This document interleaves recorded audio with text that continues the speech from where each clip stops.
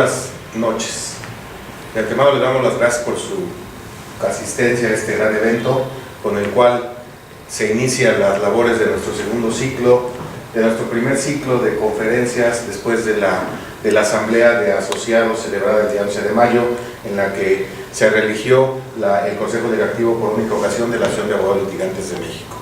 La Asociación de Abogados Litigantes de México, el Centro de Estudios Avanzados de las Américas, el Instituto de Criminalística, Ciencias Jurídicas y Pedagógicas, así como la Universidad YMCA, les da la más cordial bienvenida a esta conferencia, en la cual el día de hoy es muy importante mencionar, y es un honor para mí tener el día de hoy a nuestro, no exponente, es nuestro amigo de esta asociación, amigo del doctor de igual manera, doctor Alberto del Castillo del Valle, y que aceptó ser nuestro delegado en la ciudad de Tula, Hidalgo, nuestro delegado en Hidalgo, y en una ceremonia se le distinguió en la ciudad de Tula y con la medalla de litigio por vocación en el pasado mes de septiembre de 2017.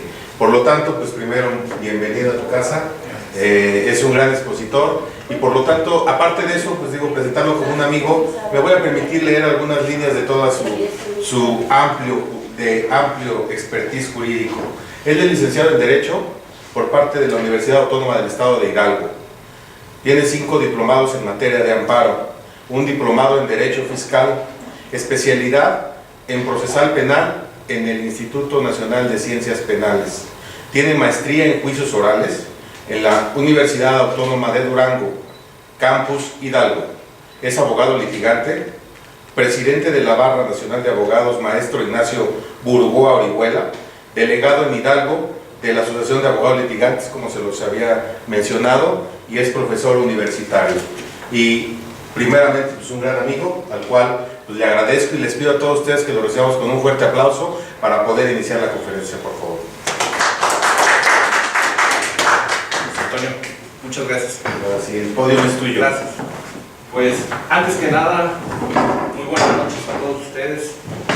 Agradezco a la Asociación de Abogados Litigantes de México, al Centro de Estudios Avanzados de América por esta invitación, al Instituto de Criminalística por haberme invitado. En verdad, yo me siento muy honrado con estar este día con ustedes para platicar un tema que a mí, en lo personal, me apasiona, que es el amparo contra normas de observancia general. Pues, si me lo permiten, puedo iniciar. El amparo contra normas de observancia general creo que es un tema que nos interesa a muchos de nosotros. Pero antes de entrar en la materia, me parece muy importante hacer una introducción de los cambios de gran calado que hemos tenido con la reforma de junio de 2011 en materia de amparo y en materia de derechos humanos, cambiando toda nuestra tradición jurídica de garantías del gobernante. Estas modificaciones yo sostengo que vinieron a transformar profundamente nuestro sistema jurídico a grado tal que su identidad y fisonomía es totalmente diferente a la que estábamos acostumbrados. Creo que estamos transitando de lo que es un positivismo jurídico con todas las enseñanzas de Hans Kelsen y estamos pasando a un derecho por principio. Hay una obra que a mí me gusta mucho, que se llama El Derecho Ducti, que nos habla de esta transformación. Nosotros en el sistema pasado nos interesaba mucho lo que decía la norma, y el derecho se nos enseñaba como un conjunto de normas jurídicas que regulaban la conducta externa del individuo en sociedad, como si la norma no tuviese un contenido y un contenido ético de valores. Cuando la norma tutela valores fundamentales, pues tenemos realmente un Estado de Derecho y no un instrumento de dominación. Pero además la norma jurídica debe ser congruente con la realidad en la cual va a operar. Porque si no hay esa congruencia, vamos a tener engendros jurídicos. Y obviamente necesitamos de medios de control que hagan positivas las normas jurídicas. Esta reforma de junio de 2011 viene a establecer a los derechos humanos como la piedra angular de todo nuestro sistema jurídico. Y esto también se viene dando con la nueva ley de amparo. Desde 1999 ya se había hecho un trabajo por parte de la Suprema Corte de Justicia de la Nación para elaborar un proyecto de una ley de amparo. Esta ley de amparo pues es dado a conocer en 2001, pero pues es hasta 2013 donde ya tenemos la entrada en vigor de la nueva ley de amparo. Por cierto, hay muchas críticas. Yo pertenezco también a la Academia Nacional de Amparo y créanme que los padres putativos de esta nueva ley de amparo ahora ya empiezan a desconocer la paternidad de esa ley de amparo, porque dicen, eso no fue lo que nosotros propusimos. Pero en su momento nosotros les hicimos varias observaciones que creo que son muy importantes. Entonces es importante comprender que tenemos un choque, vamos a decir, de sistemas jurídicos. Nuestro sistema jurídico tradicional de las garantías del gobernado a recibir todo el influjo del derecho internacional de los derechos humanos, que desde el punto de vista interno nosotros manejamos un principio que se llama de supremacía constitucional, que está establecido en el artículo 133, mientras que para el derecho internacional, y con esta reforma, lo que se buscó establecer es incluso aceptar la supraconstitucionalidad de los derechos humanos como un acto soberano del Estado mexicano, de que nosotros decimos vamos a colocar a los derechos humanos. Pero hay críticas, porque dicen que un Estado muy garantista pues no pueden las autoridades realizar sus funciones. Por ejemplo, en materia penal tenemos el derecho penal del enemigo, que ha agarrado cierta fuerza. Dicen por ahí los alemanes que eso no lo conocen, que es un derecho penal autoritario totalmente, y me llama mucho la atención comentar este aspecto, porque para el derecho internacional los derechos humanos pueden estar por encima de nuestra Constitución cuando están en los tratados internacionales. Y debo decir una cosa, México estaba acostumbrado a firmar todos los tratados internacionales habidos y por haber. Eso es una cuestión meramente descriptiva, porque así fue. Si había el tratado internacional del reductor de velocidad, el mismo que firmábamos. Y esta situación no estábamos ponderando las obligaciones que estábamos contrayendo. El detalle es que conforme a la Convención de Viena sobre el derecho a los tratados, no podemos invocar disposiciones del derecho interno como justificación para el incumplimiento de nuestras obligaciones. Entonces estamos chocando, tenemos estos choques, hasta en cierto sentido la Corte ha buscado pues una interpretación, lo que ahora le llaman interpretación conforme, de nuestra Constitución con los tratados internacionales. Yo creo que desde el punto de vista del derecho interno nunca van a decir que nuestra Constitución violenta derechos fundamentales. Van a decirnos, ahí no dice lo que dice. Sin embargo, el cambio real y efectivo de la realidad jurídico mexicana que hoy vivimos, que creo que vivimos uno de los tiempos más álgidos de nuestro país, en muchos temas, creo que habrá de sobrevenir después, siempre y cuando los profesionales del derecho, como somos nosotros, luchemos esforzadamente para hacer realidad, y así, derecho viviente, esos impresionantes cambios constitucionales. Y las mejores herramientas de las que disponemos son la argumentación jurídica. Fundamental este tema. Si no sabemos argumentar, no vamos a poder realizar de manera correcta un concepto de violación, que es una de las partes medulares de nuestra demanda de amparo. Bueno, todas las instituciones, me gusta esta frase del maestro Vicente Peniche López, que fue maestro de don Ignacio Burgoa Orihuela, dice algo bien cierto: todas las instituciones nuevas tienen siempre quienes las ataquen, todas las instituciones viejas encuentran siempre defensores. Ello es natural. Siempre he creído que es útil que existan fuerzas conservadoras, siempre he creído que es útil que existan fuerzas revolucionarias, porque el progreso precisamente es el resultado del choque de esas dos tendencias. Es decir, de lo que no se mueve, de lo que se petrifica y de lo que atropella, de lo que evoluciona, de lo que se innova, de lo que crea. Estamos en ese tiempo. Un alumno me decía, acababa de egresar, me dice, estoy preocupado, profesor. Me digo, ¿por qué? La mitad de lo que me enseñó ya lo reformaron. Y la otra mitad está en vía de reformas. Pues hay que estudiar constantemente en estos temas. Muy bien. Estas reformas creo que se dan por un examen que se conoce como EPU, el examen periódico universal. México ya tuvo 2 exámenes ante la ONU, que esta es una cuestión muy importante que la veamos, porque creo que da lugar a esta reforma en materia de derechos humanos.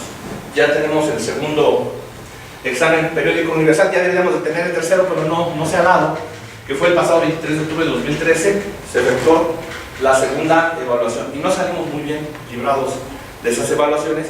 Esto trajo como consecuencia que se diera ese momento oportuno para generar las históricas reformas a la Constitución en 2011. Bueno, hecha esa introducción, porque vamos a encontrar que estamos en ese choque de culturas jurídicas. Primeramente debo decir que el maestro Horacio Aguilar Álvarez antiguamente hablaba no del amparo contra normas de observancia general, hablaba de amparo contra leyes. Y se hablaba además de que hay otros tipos de amparo, como el amparo casación, el amparo soberanía, también conocido por invasión de competencias, y el llamado amparo contra leyes. Su servidor, cuando estuve en el INACIPE, propuse que la sección leyes no me parecía tan correcta. Yo propuse desde ese tiempo que se debía denominar a este tema amparo contra normas de observancia general. Bueno, si ustedes analizan la ley de amparo y la Constitución, vamos a encontrar,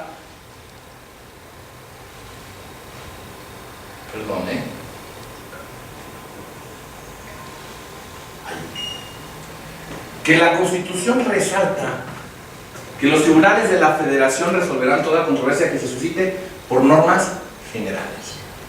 Yo le había puesto de observancia general. Que violen derechos humanos reconocidos y las garantías otorgadas para su protección por esta Constitución. Esa es la fracción primera que da lugar a la demanda genérica de amparo. También tiene ahí su sustento, desde mi humilde opinión, el amparo directo. Y las fracciones 2 y 3 no deben de confundirse con la controversia constitucional. Las fracciones 2 y 3, si bien es cierto, casi no se utilizan.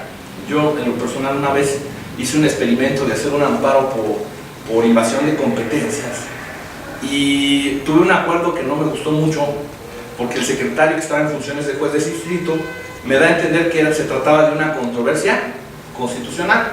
Tanto el amparo con la fracción primera como la fracción 2 y 3, el sujeto activo es un gobernado, es un justiciable que estima en la fracción primera que hay un acto de autoridad que violenta sus derechos humanos garantizados por la Constitución. Y en las fracciones 2 y 3 lo que va a argumentar es que hay una invasión de competencias. Por ejemplo, cuando Vicente Fox era gobernador en Guanajuato, se le ocurrió una brillante idea: establecer un impuesto por el uso del alumbrado público. E interpusieron una demanda de amparo basado en la invasión de la competencia que la autoridad local estaba haciendo de la autoridad federal, porque las cuestiones de energía eléctrica, conforme al artículo 73, es una facultad del Congreso de la Unión. Se estaba argumentando que precisamente esa ley estaba invadiendo una competencia federal, pero era el justiciable quien estaba controvirtiendo precisamente como quejoso ese acto de autoridad a través de la llamada demanda de amparo por invasión de competencias. Dada que no es tan utilizado este formato, yo he sostenido que estoy a favor de que se deroguen esas dos fracciones del 103 constitucional, pero ahí las hemos dejado. El 108 de la ley de amparo, que regula los requisitos de la demanda de amparo indirecto, regula los requisitos de la demanda de amparo indirecto genérica y regula los requisitos de la demanda de amparo por invasión de competencias. Hay una pequeña diferencia. ¿Cuál sería esa diferencia? No se establecen conceptos de violación ni preceptos constitucionales que se estiman violados o que contienen los derechos humanos que se estiman violados. En el amparo por invasión de competencias se va a precisar cuál es la competencia que está invadiendo la autoridad y que lesiona al justiciable. Esas demandas se pueden hacer por una demanda genérica, por violaciones al 16, al 14, según corresponda. O sea, no hay necesidad de una demanda de amparo por invasión de competencias.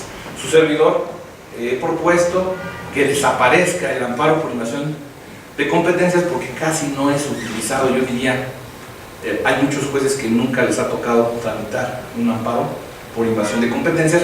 Sin embargo, es importante que conozcamos que no se trata de una controversia constitucional, sino que es un medio de control constitucional distinto, como es el juicio de amparo, que se caracteriza por uno de los principios, que la procedencia del amparo a favor de los gobernados. No son sujetos activos las autoridades. Pueden las autoridades promover excepcionalmente el juicio de amparo cuando se ubiquen como gobernados frente a actos de autoridad.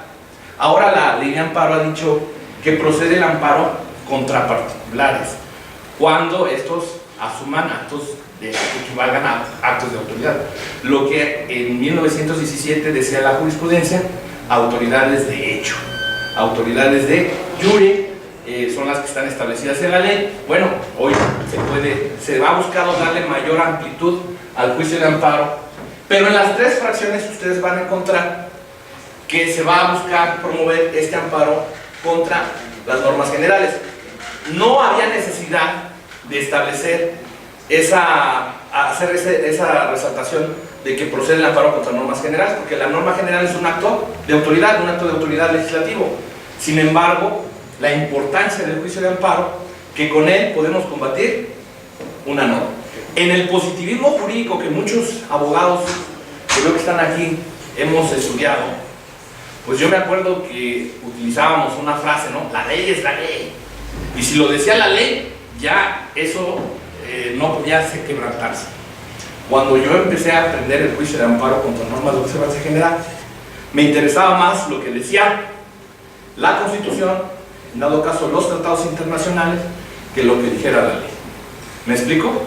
Y más ahora que buscamos un derecho por principios fundamentado precisamente más que en un positivismo en principios que van a ser defendidos por este medio de control constitucional de acción, que es competencia de los tribunales de la Federación, de una forma distinta al control difuso de constitucionalidad y de convencionalidad, que es un tema que más adelante a lo mejor vamos a tocar.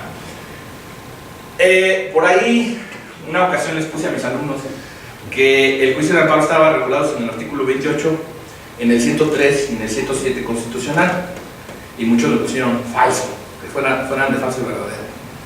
El 28 constitucional alude al juicio de amparo y alude al amparo contra normas generales, contra actos de la Comisión Federal de Competencia Económica y del Instituto Federal de Telecomunicaciones, que por cierto, estos solamente se van a combatir a través del amparo indirecto.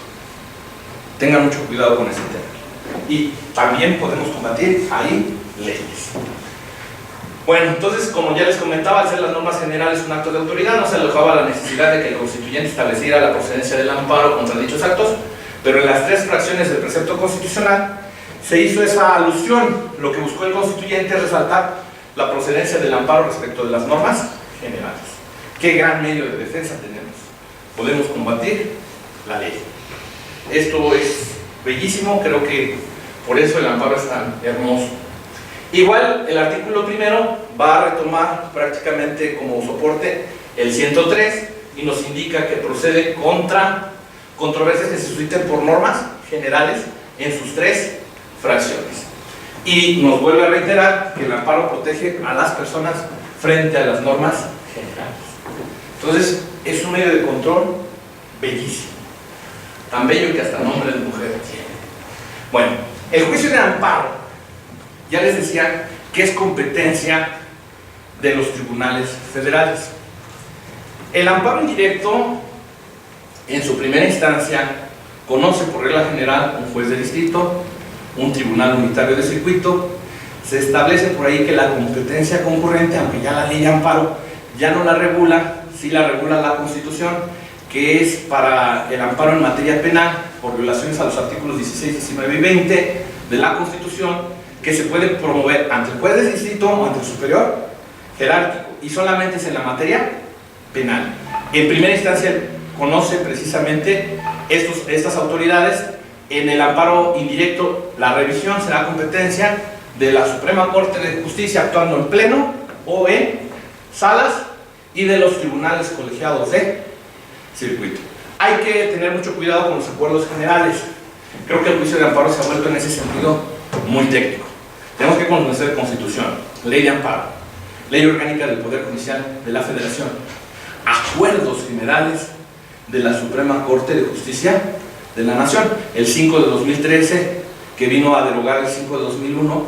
Muchas veces la Corte, ya una vez que resolvió jurisprudencialmente algunos temas, les envía a los colegiados para que estos apliquen la jurisprudencia y pues resuelvan los asuntos a los justiciables de una manera más pronta y expedita. El amparo directo, por regla general, conocen los tribunales colegiados de circuito en su primera instancia. Por el amparo directo es conocido como uninstancial, de una sola instancia. Excepcionalmente admite el recurso de revisión.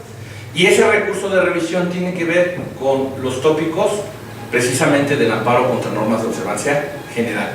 Cuando subsista el problema de constitucionalidad de normas generales, va a haber revisión en el juicio de amparo directo.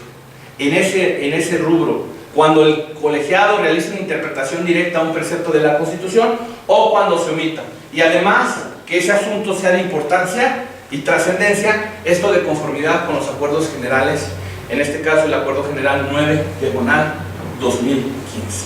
Pero el amparo directo se puede tornar de dos instancias de manera excepcional.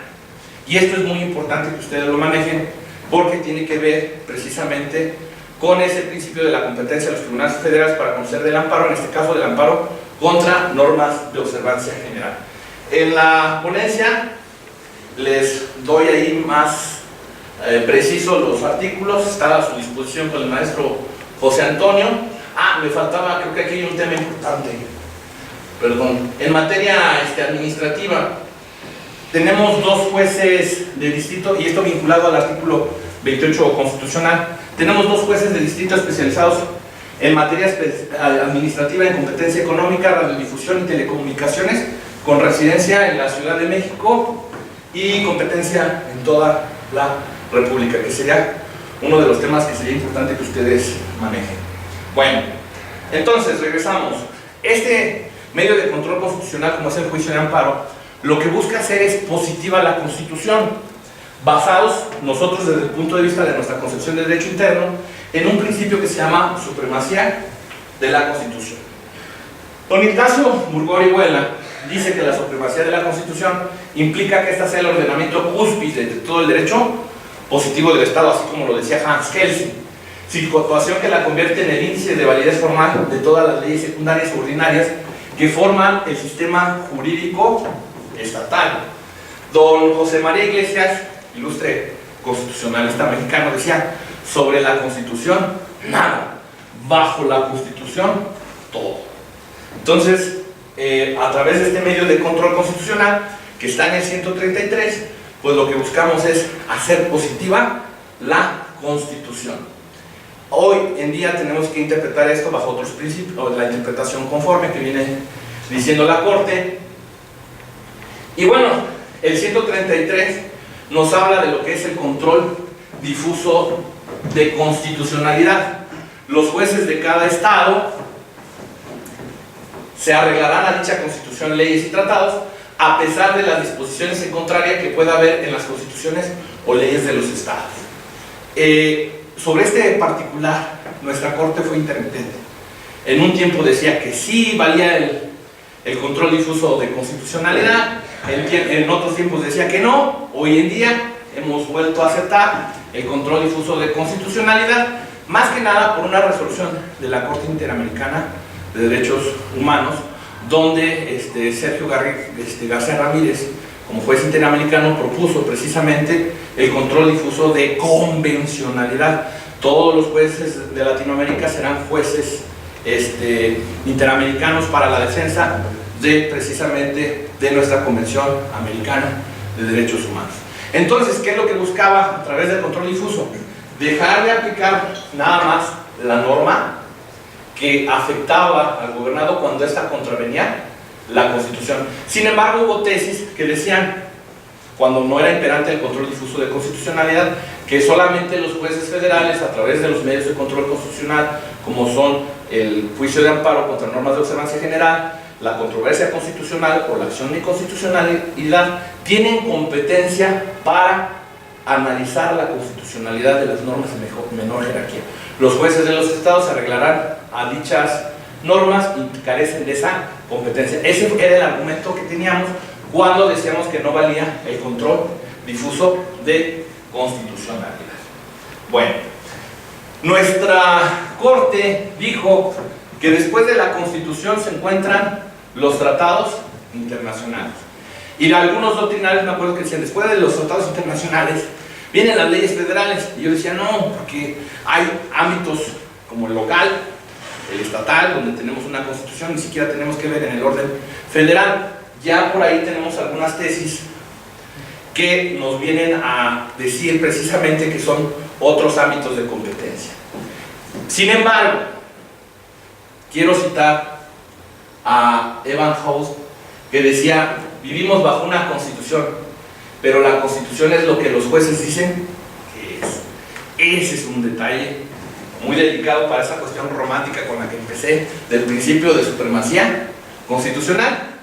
Y don David Genaro Góngora Pimentel, exministro de la Suprema Corte de Justicia, dice, parafraseando el adagio norteamericano, la Constitución no dice lo que expresa en su texto, sino lo que los jueces señalan que dice. La Constitución es lo que los órganos de control constitucional dicen que es.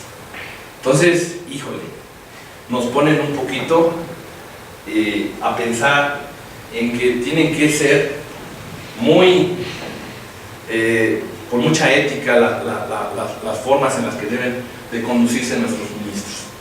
Reflexiones sobre la jerarquía de normas. Decíamos entonces, para algunos, los tratados internacionales se ubican después de la Constitución y podemos incluso hacer un control de convencionalidad. Y en un segundo aspecto, los tratados internacionales son parte integrantes de la ley suprema de la Unión y se ubican jerárquicamente por encima. De ahí les decía que, por ejemplo, hay doctrinarios que dicen que los tratados internacionales también los podemos hacer valer en el juicio de amparo por violación, porque una vez que están acordes a la Constitución son ley suprema. Eso es lo que algunos doctrinarios sostienen. El ministro Cosío dice que no, que este sistema es más propio de